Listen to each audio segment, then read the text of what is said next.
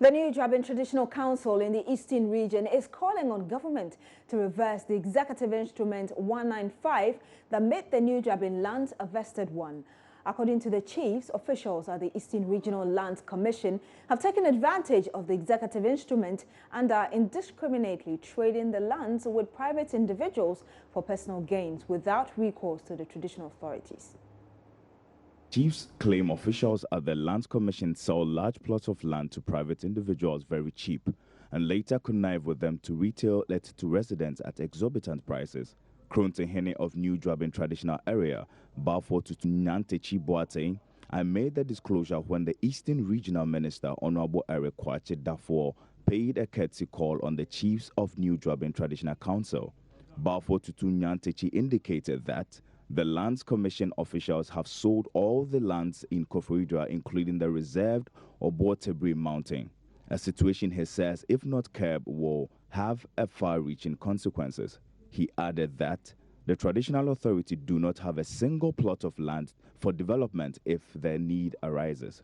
He has made a passionate appeal to government to reserve the land back to the chiefs of New Drabin if the purpose of which the lands were vested is no more relevant.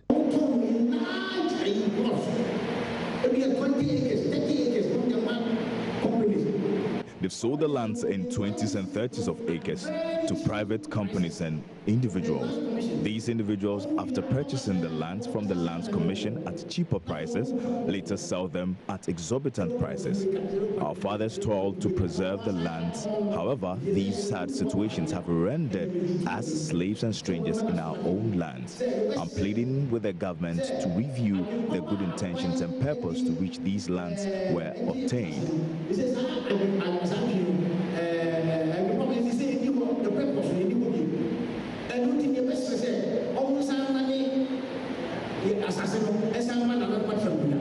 Eastern Minister Eric Kwache Dafoe promised the chiefs of government support and indicated that his doors are open to all.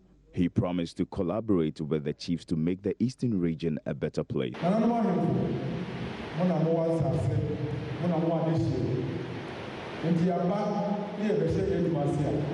All lands and fortunes truly are due you and your kingdom. We sought your support, encouragement, and endorsement to commence our project. And we believe that through the effective communication that will be established, the project would run smoothly and according to plan.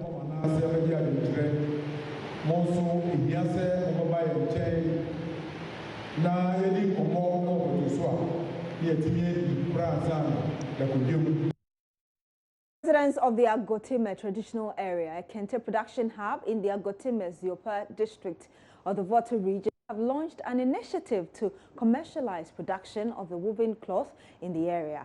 This will see the establishment of a Kente village to serve as one-stop center for Kente designing, production and marketing. The Volta Regional Minister, Archibald Letcher, who cut short for commencement of the project, indicated government is extending support as part of the NPP's District, One Factory campaign promise. Kente weaving is a major source of livelihood in the Agotime traditional area, with over 2,000 residents engaged in the trade. The business hasn't, however, blossomed into the anticipated industry due to lack of market channels. The initiative is therefore expected to create a channel to market Agotime-produced Kente to the outside world. It is expected to cost 2.4 million cedis and would be financed with funds from Kente festival celebrations. The Volta Regional Minister, Archibald Letcher, indicated establishment of the Kente village, when implemented effectively, would contribute to raise the income level of residents. When completed, can be linked to many marketing platforms, both local and international. And it is a cause that should be vigorously pursued to connect Agotime to the rest of the world. Togbeo, Mamao, my brothers and sisters, our low level of business ethics needs to change. The many business opportunities associated with the Kente and tourism industry are huge. The time has come for a paradigm shift and the need to bold initiatives.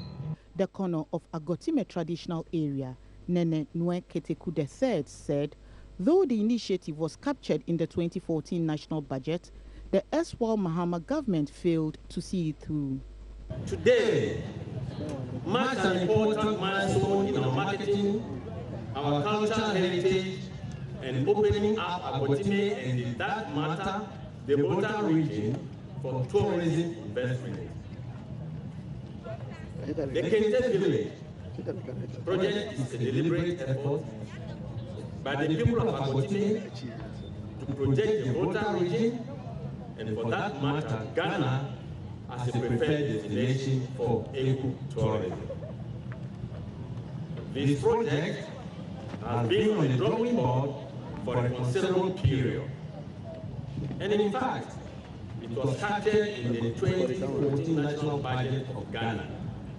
But unfortunately, it has not been brought fruit. When fully completed, it would house a gallery, an office, an ICT lab, lockable stores, a restaurant, a conference hall, and an academy to train individuals in kente weaving.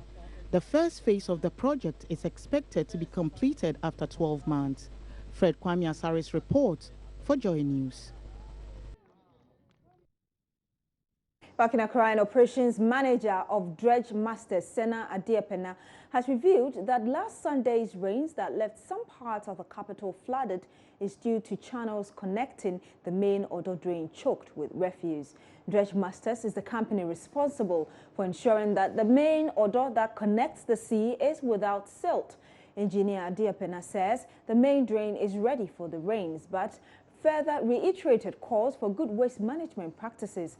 My colleague Joseph Akable joins me on phone with more. Joseph, which drains specifically are the dredging masters referring to?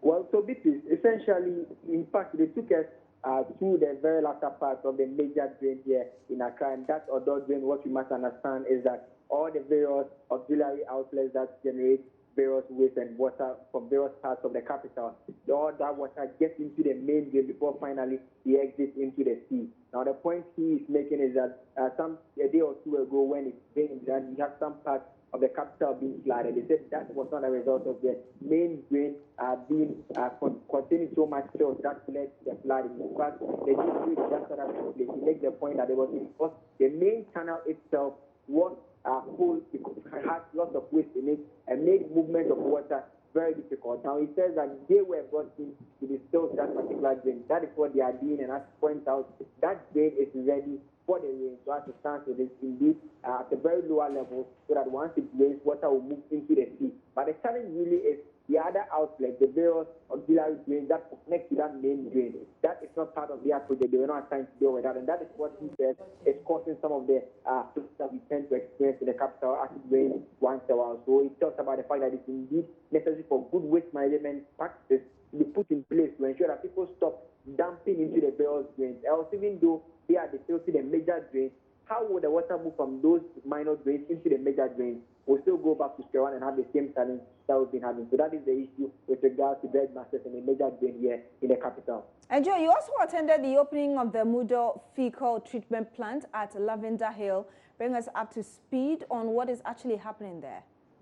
Well, so the engineer responsible, Engineer Florence Kobo, she is the general manager for the treatment plant, and she took us around the facility to enable us to have an understanding of what they are doing there. In simple terms, when you are at your home and you flush your WC, the waste that eventually the waste management vehicles come to pick, more often in the past, those waste was just deposited into the sea, and that, like you rightly will know, it means that we are just polluting aquatic life as well. But this time around, this is the first facility, the facility is the first of its kind in West Africa and among few in Africa as well. What it does is that once that waste that ordinarily would just be put into the sea, this time around it goes over to the treatment plant, after which it is treated and becomes clean water before it is even put into the water, which means that it is not of danger to aquatic life. At the point he makes is that it's about 80% clean now, and they are working for it to ensure that it will be 100% clean before they will be depositing it eventually. Again, the long-term goal, like many of us said way back in school, lots of talk about biogas, the potential of generating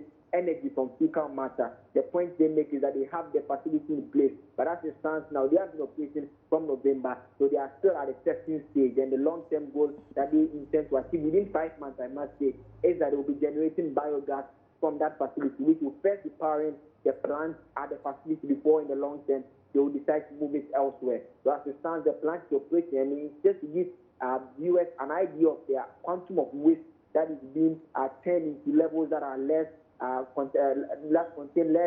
toxic before it is deposited. We are talking about 230 septic tank vehicles from various parts of the country that are brought into the facility on daily basis. In fact, even if the facility breaks down at a point, they can receive the 230 per day for as many as 3 days before it will become difficult for them to store that. So it means they have storage facilities in place where they can be receiving and storing that if they have a time with the facility before they can go ahead to treat them and subsequently dispose them into the water body. So that is what is also taking place at that particular facility, the treatment plant. And Joseph, I know that when you get to Lavender Hill, the stench is unbearable. What is the current situation now as regards to that? It's in a good state. I mean, because as it stands, I mean, people no longer just indiscriminately pour their waste all around. In fact, the only point where we were on the plant where you could smell the stench was when we were inside, especially at the point where when the vehicles come in, they pour the substance or the sewage, if I must put it that way, into the plant for it to be treated. It's at that point that the stench is pretty obvious. Apart from that, even on the compound of the treatment plant itself, you don't even smell the stench that ordinarily sometimes past was the very person that welcomed many that visited the Lavender Hill. So we can rightly say Lavender Hill, person of the past. Thank you very much. Joseph Akablay is our correspondent. You're still watching News Today on Joy News. Stay with us. We'll come back very shortly and also with the latest in business.